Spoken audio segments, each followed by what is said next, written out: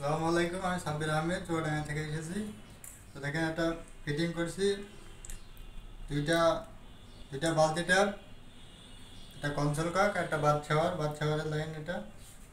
তো দেখেন তিনটা নিপল ব্যবহার করছি, দুইটা এলবো, 1/2 ইঞ্চি এলবো, একটা কনসোল কাক আর একটা বাথ শাওয়ার।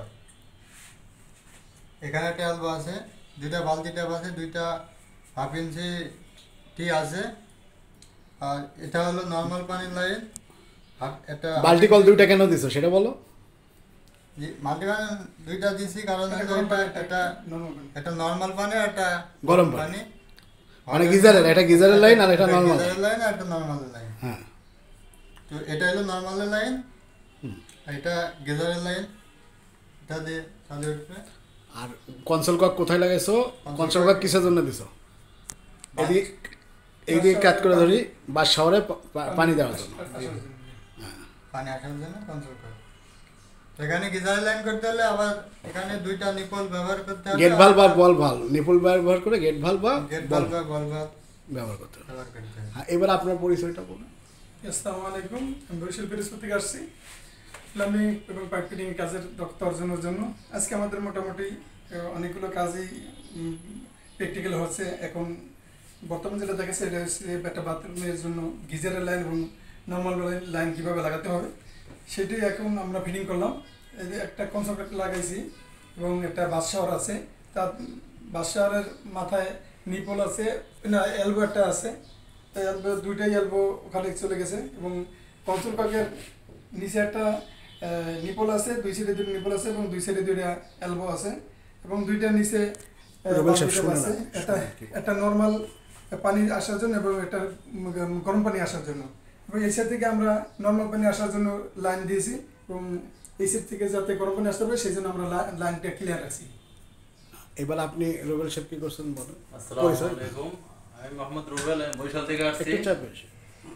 আজকে আমার ক্লাস ছিল একটা বিল্ডিং এর রিজার্ভ ট্যাঙ্কি থেকে, এবং রিজার্ভ ট্যাঙ্কি থেকে উপরে যে ট্যাঙ্কি আছে এখান থেকে কিভাবে প্রত্যেকটা ইউনিটে পানি সরবরাহ করা যায়।